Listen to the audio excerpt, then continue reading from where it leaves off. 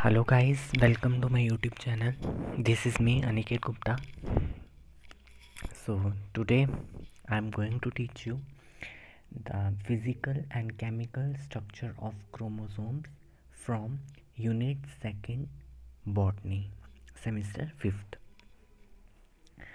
So physical structure अलग पढ़ना है, केमिकल स्ट्रक्चर अलग पढ़ना है, किसका? क्रोमोसोम्स का। ठीक है, तो सबसे पहले अगर हम बात करें क्रोमोसोम्स की, तो क्रोमोसोम्स होते क्या हैं? These are fine thread like structures which are present in the nucleus of a eukaryotic cell. Eukaryotic cell के जो न्यूक्लियस होता है उसके अंदर ये थ्रेड लाइक स्ट्रक्चर प्रेजेंट होता है। एंड ये करता क्या है? ये जितनी भी जेनेटिक इंफॉर्मेशन है, ठीक है, जो जेनेटिक मेकअप को कंट्रोल करेगी, एक जनरेशन से दूसरी जनरेशन में उस जेनेटिक इन्फॉर्मेशन को कैरी करता है। और इसका एक इम्पॉर्टेंट और वाइटल रोल क्या है? They play a vital role in cell division. Cell की डिवीज़न में ये रोल प्ले करता है। हेरिडिटी में क्या होता है? Transmission of characters from one generation to another. Variations लाता है, म्यूटेशंस अगर हो जाए, डीएनए के स्ट्रक्चर में अगर चेंजेस हो जाए तो उससे म्यूटेशंस होती हैं। और रिपेयर एंड रीजनरेशन भी क्रोमोसोम्स करते हैं। ठीक है, यूकैरियोटिक सेल के अंदर जेनेटिक मटेरियल एक न्यूक्लियस में प्रेजेंट होता है इन क्रोमोसोम्स में, और जो किससे मिलके बने होते हैं? Chromosomes are made up of proteins and DNA. ठीक है, डीएनए आपको पता है डीऑक्सीराइबोन्यूक्लिक एसिड, और प्रोटीन्स कौन से वाले? हिस्टोन प्रोटीन्स, जो उसके स्ट्रक्चर को सपोर्ट करते हैं। ठीक है, सबसे पहले हम क्रोमोसोम्स के बारे में पढ़ने से पहले हमें पता होना चाहिए क्रोमोसोम क्या है, एक्चुअली इसका मीनिंग क्या है। क्रोमोसोम जो है ये क्रोमा वर्ड से आया। क्रोमा वर्ड का मतलब होता है कलर्ड। क्या मतलब होता है? कलर्ड। इसको हम कलर्ड बॉडी भी कहते हैं क्योंकि इसके पास एक एबिलिटी है स्टेन लेने की, कलर लेने की, सर्टन डाइज से। जब भी हमने किसी एक सेल को देखना होता है हम उसमें डाई डालते हैं, ठीक है, स्टेन डालते हैं, और ये वाली जो बॉडी है ये कलर को ले लेती है, कलर को एब्जॉर्ब कर लेती है, सो दैट हम उसी वजह से हमें ये विजिबल होती है। तो इसीलिए इसको हम कलर्ड बॉडी भी कहते हैं, बिकॉज इनके पास एबिलिटी होती है स्टेन लेने की, ठीक है, वेरियस डाइस का। अब जो सबसे पहले ये रॉड लाइक स्ट्रक्चर प्लांट के सेल के जो न्यूक्लियस था उसमें देखे गए थे बाय कार्ल नागेली इन 1842। उसके बाद डब्ल्यू वेल्डेयर ने 1888 में इस टर्म को क्वाइन किया, क्रोमोसोम टर्म उसने दी। स्ट्रासबर्गर ने क्रोमोसोम्स को डिस्कवर किया था 1875 में, और वॉल्टर स्यूटन एंड थियोडर बोफरी ने 1902 में सुजेस्ट किया ये क्रोमोसोम्स ही जो है ये फिज़िकल कैरियर्स हैं जीन्स के। यही जीन्स को कैरी करते हैं यूकैरियोटिक सेल में। ठीक है, क्योंकि हमें पता है कि जीन्स कहाँ होते हैं? क्रोमोसोम्स में, है ना। अब द नंबर ऑफ क्रोमोसोम्स हर एक स्पीशी में कांस्टेंट है। अगर हम बात करें ह्यूमन बींग्स की तो 23 पेयर्स ऑफ क्रोमोसोम है, और अनियन की अगर हम बात करें वहाँ पर 16 पेयर ऑफ क्रोमोसोम है। अगर हम ड्रोसोफिला की बात करें, फ्रूट फ्लाई, वहाँ पर 4 पेयर ऑफ क्रोमोसोम्स है। तो इस तरह से हर एक स्पीशी में क्रोमोसोम का नंबर सेम रहता है। The number of chromosome in gametes के अंदर क्रोमोसोम नंबर हाफ हो जाता है क्योंकि वहाँ पर मियोटिक डिवीज़न होती है, और उसमें कितने सेट रह जाता है? Haploid set of chromosome, that is an. और क्रोमोसोम नंबर प्रिजर्व रहता है सोमैटिक सेल्स के अंदर बाय माइटोटिक डिवीज़न से। एक माइटोटिक डिवीज़न होती है, एक मियोटिक डिवीज़न होती है, ठीक है। और यही माइटोटिक डिवीज़न से जो है ऑर्गेनिज्म के अंदर ग्रोथ होती जाती है, रिपेयर एंड रीजनरेशन वहाँ पर होता है। क्रोमोसोम जो नंबर है वो वेरी करता है डिफरेंट स्पीशी में। अगर हम दो स्पीशीज़ डिफरेंट स्पीशीज़ ले लें, उनके अंदर क्रोमोसोम अलग अलग होगा, ठीक है। अगर हम बात करें नेमेटोड स्पीशीज़ जिसके अंदर 2 क्रोमोसोम होते हैं उसके सेल के अंदर, लेकिन प्रोटोजोन स्पीशीज़ के अंदर 1600 क्रोमोसोम्स तक भी जा सकते हैं। तो ये इम्पोर्टेंट आपको याद रखना है। Now most of the plant and animal species contain 8 to 50 number of chromosome in its somatic cell. The number of chromosomes do not reflect the complexity of a species. A human cell, अब ऐसा नहीं है कि जिसके अंदर ज़्यादा chromosomes होंगे वो ज़्यादा कॉम्प्लेक्स होगा, ऐसा बिल्कुल भी नहीं है। कॉम्प्लेक्सिटी शो नहीं करता है नंबर ऑफ क्रोमोसोम, ठीक है। और हमें पता है ह्यूमन के अंदर 23rd पेयर है जिसमें से 22 और ऑटोसोम्स जो हमारे फिजिकल कैरेक्टर्स को कंट्रोल करते हैं, और 1 इज सेक्स क्रोमोसोम, सेक्स को कंट्रोल करता है। इसके बाद जब सभी क्रोमोसोम्स के स्ट्रक्चर को स्टडी करना, ठीक है, कोई भी अगर आपको हम ह्यूमन बीइंग की बात करते हैं, हमने अगर अपने 23 जो पेयर्स हैं क्रोमोसोम्स के, इनको स्टडी करना है तो उस टेक्निक को बोला जाता है कैरियोटाइपिंग। क्या बोला जाता है? कैरियोटाइपिंग। और क्रोमोसोम्स को आइसोलेट किया जाता है, निकाला जाता है सेल से, न्यूक्लियस से, और उसके बाद स्टेनिंग की जाती है उनकी, और फोटोग्राफ उनके लिया जाता है।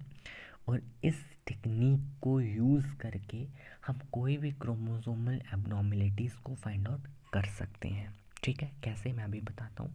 This is the karyotype of a human cell, male का स्पेशली, क्योंकि यहाँ पर क्या है, XY क्रोमोसोम आ चुका है। जब यहाँ पर XY आएगा तो मेल होगा, XX आएगा तो फीमेल होगा।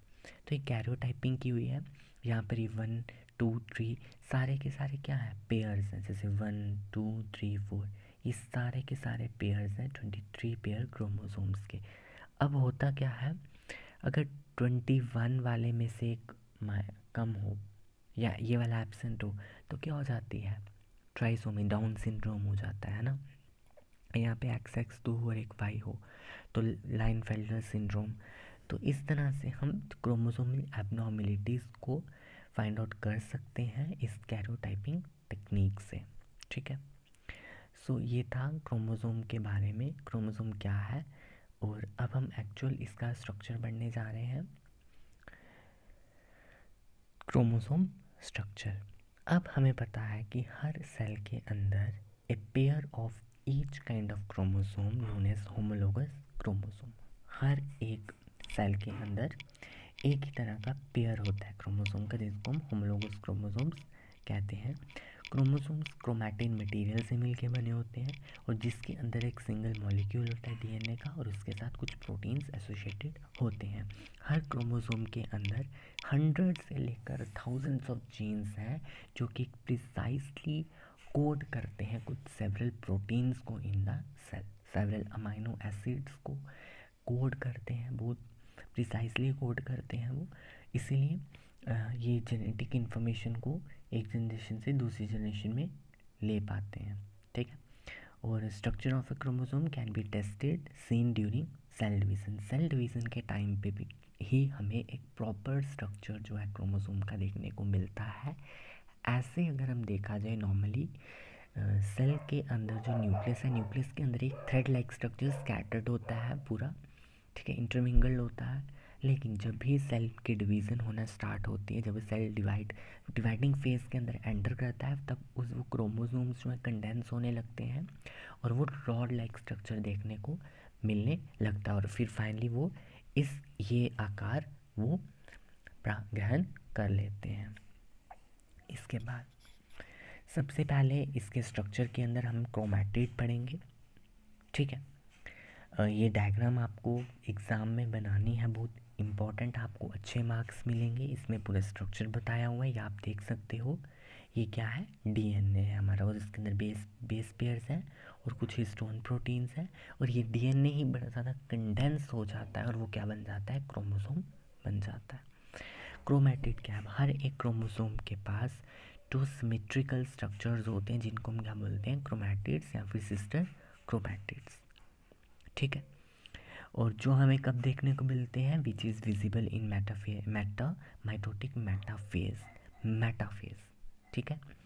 सबसे पहली फेज़ कौन सा आता है, एनाफेज, उसके बाद मेटाफेज, है ना। मेटाफेज के टाइम पर हमें पता है वहाँ पर एक प्लेट बन जाती है और उस प्लेट से ये क्रोमोसोम डिवाइड कर जाता है, ठीक है।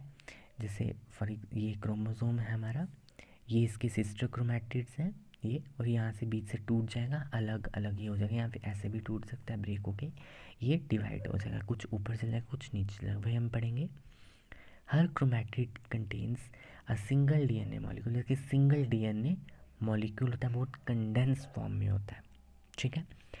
एनाफेज में माइटोटिक सेल डिवीज़न में सिस्टर क्रोमैटिड्स देखने मतलब कि हमें क्या देखने शुरू हो जाते हैं, मतलब वो सेपरेट होना शुरू हो जाते हैं और माइग्रेट होना शुरू हो जाता है अपोजिट पोल्स पे, ठीक है।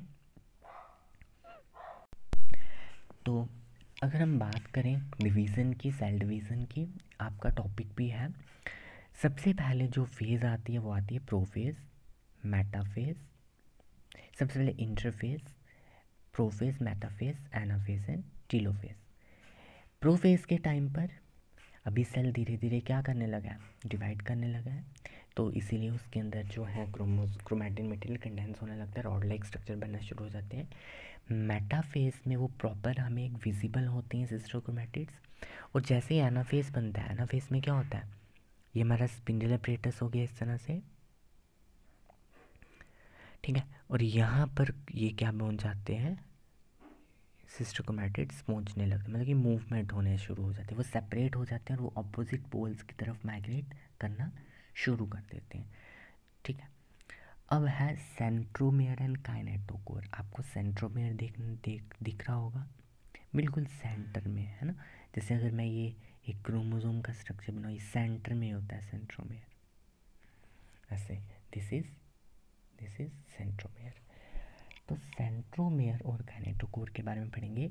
ये जो सिस्टर क्रोमैटिड्स हैं, they are joined by the centromere, centromere से ही ये दोनों सिस्टर क्रोमैटिड्स ज्वाइंड होती हैं। Spindle fibres during cell division are attached to the centromere. अब जब स्पिंडल फाइबर्स बनना शुरू हो जाते हैं, तो स्पिंडल फाइबर्स जो इस तरह से ऐसे फाइबर्स निकलते हैं, ये फाइबर्स किसके साथ अटैच होते हैं, ये सेंट्रोमेयर के साथ ही अटैच होते हैं, ठीक है। इस तरह से सेंट्रोमेयर के साथ अटैच होते हैं। और number and position of the centromere differs in different chromosome, हम नीचे इसकी क्लासिफिकेशन भी पढ़ेंगे। तो नंबर और पोजीशन जो है सेंट्रोमेयर का डिफर होता है डिफरेंट क्रोमोसोम्स में, ठीक है। अब सेंट्रोमेयर को हम प्राइमरी कंस्ट्रिक्शन भी कहते हैं। इसके अंदर दो तरह की कंस्ट्रिक्शंस होती हैं, primary constrictions and secondary constriction. Centromere को हम प्राइमरी कंस्ट्रिक्शन कहते हैं। सेंट्रोमेयर ही डिवाइड करता है क्रोमोसोम को दो पार्ट्स में, एक शॉर्टर आर्म जिसको हम पी आर्म कहते हैं और एक लॉन्गर आर्म जिसको हम क्यू आर्म कहते हैं। अगर ये हमारा स्ट्रक्चर है किसका, क्रोमोसोम का, कुछ आर्म्स आपको दिख रही होंगी, ये बीच में डार्क आपको सेंट्रोमेयर दिख रहा होगा और बाकी कुछ आर्म्स है, जैसे ये आर्म है, ये बीच में सेंट्रोमेयर। तो ऊपर वाली आर्म को हम पी कहते हैं, नीचे वाली आर्म को हम क्यू कहते हैं, ठीक है। तो इसी तरह से क्या बोला गया है यहाँ पर, सेंट्रोमेयर जो है क्रोमोसोम को डिवाइड करता है इनटू टू पार्ट्स में, एक शॉर्टर आर्म पी और लॉन्गर आर्म क्यू। सेंट्रोमेयर में एक डिस्क शेप काइनेटोकोर होता है कि प्रोटीन्स होते हैं, स्पेशल प्रोटीन्स होते हैं जो कि विच हैज़ स्पेसिफिक डीएनए, इनके पास भी डीएनए सीक्वेंस, जैसे ATCG वाले सीक्वेंस होते हैं ना, वैसे ही इसमें भी एक स्पेसिफिक डीएनए सीक्वेंस होता है with special proteins bound to them. Disc shape structure होता है, मैंने इसमें नहीं डाला है, आई होप आपने 4th सेमेस्टर जोलॉजी में पढ़ा हो। तो काइनेटोकोर जो है एक प्रोटीन होता है, सेंट्रोमेयर के आसपास होता है, और यहीं से ही क्या निकलती हैं, माइक्रो ट्यूब्यूल्स निकलती हैं। जो हमारा स्पिंडल अपरेटस है वो एक्चुअली सेंट्रोमेयर के काइनेटोकोर से ही जुड़ा होता है, स्पिंडल फाइबर्स। तो काइनेटोकोर प्रोवाइड करते हैं centre for polymerisation of tubulin, एक प्रोटीन है जो क्या बनाता है, जो माइक्रोट्यूब्यूल्स की असेंबली करता है, ये माइक्रोट्यूब्यूल्स बनाता है, ठीक है, जो ऊपर सेंट्रियोल तक पहुंचते हैं, सेंट्रोसोम या सेंट्रियोल तक पहुंचते हैं, वहाँ से उसको जोड़ती हैं जाके, ठीक है, फिर 2 एंड्स बन जाते हैं काइनेटोकोर। तो सेंट्रोमियर और काइनेटोकोर भी हो गया। तो इसके बाद है हमारा कुछ और स्ट्रक्चर्स हैं इसमें, तो जिनको हम नेक्स्ट टाइम डिस्कस करेंगे। सो आई होप आपको ये थोड़ा बहुत समझ आया होगा। अभी हमने इसको कंप्लीट नहीं किया, इसका एक और पार्ट में डालूँगा जिसमें मैं आपको इस क्रोमोसोम के फिज़िकल और केमिकल स्ट्रक्चर को कंप्लीट कर दूँगा।